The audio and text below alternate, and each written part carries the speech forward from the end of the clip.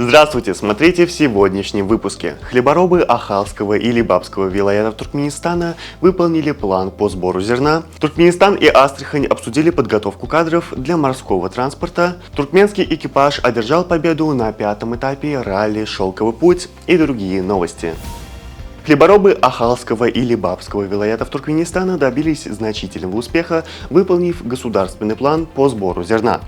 Труженики полей собрали более 400 и 310 тысяч тонн пшеницы соответственно, превысив договорные обязательства. Отчитываясь о достижениях, фермеры выразили благодарность президенту Сердару Бердымухамедову и национальному лидеру туркменского народа Гурбангулы Бердымухамедову за поддержку и создание благоприятных условий для аграрного сектора. В Астрахани состоялась встреча руководителя Каспийского института морского и речного транспорта Ольги Карташовой с консулом Туркменистана Гадамом Иламановым.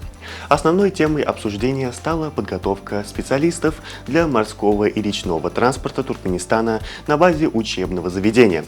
Стороны рассмотрели возможности увеличения числа туркменских студентов в Каспийском институте. Центральная комиссия по проведению выборов и референдумов в Туркменистане обнародовала результаты выборов депутатов Меджлиса Туркменистана, состоявшихся 7 июля. Выборы проводились в 3 избирательных округах Ашхабада для замещения досрочно выбывших депутатов. По итогам голосования избраны следующие кандидаты. По избирательному округу номер 1 Горшизлык Реджеп Базаров, по избирательному округу номер 2 Бетраплык Максат Кулыев, по избирательному округу номер 6 Капедак Яныш Малабердыев. В Ашхабаде состоялся городской этап традиционного в Туркменистане телевизионного конкурса среди молодых исполнителей Янлан Диярым. Творческое состязание прошло под открытым небом на площади перед монументом Ашхабад. В городском этапе приняли участие 10 молодых исполнителей, победивших в предварительных турах конкурса. Представители Министерства здравоохранения и медицинской промышленности Туркменистана и странового офиса ВОЗ в Туркменистане принимают участие в тренинге по поддержке цифровизации информационных систем здравоохранения, который проходит в Берлине. Тренинг нацелен на получение соответствующих навыков и знаний, необходимых для полноценного использования возможностей в области цифровизации здравоохранения. В ходе тренинга идет обсуждение лучших международных практик.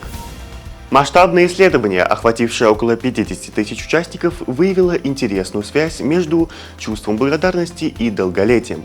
Результаты работы представляют новый взгляд на влияние позитивного мышления на физическое здоровье человека. Национальные музеи Кракова и Словении объединили усилия для создания первой в мире библиотеки запахов, исторических и культурных артефактов. Этот инновационный проект направлен на сохранение ароматов, связанных с важными музейными экспонатами. Планируется архивировать запахи 10 предметов, по 5 от каждой страны-участницы. Среди выбранных объектов – произведения искусства и личные вещи известных исторических личностей. Первым экспонатом, чей аромат был успешно сохранен, стала известная картина Леонардо да Винчи «Дама с горностаем». Экипаж Максатмырата Донатарова из Федерации автомобильного спорта Туркменистана занял первое место на 5-м этапе ралли-марафона «Шелковый путь» в категории серийных внедорожников Т2. На 5-й день соревнований участники пересекли российско-монгольскую границу.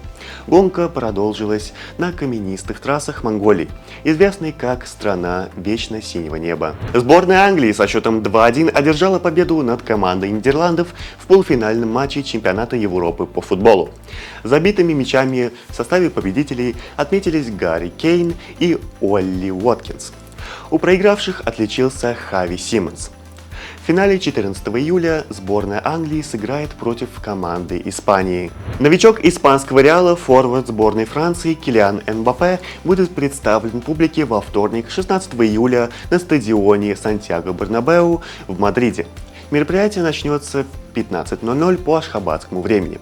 После презентации пройдет пресс-конференция с участием футболиста. На сегодня это все. Желаю вам хорошего завершения дня. Увидимся завтра. И не забывайте, что Туркменпортал ваш самый надежный источник новостей.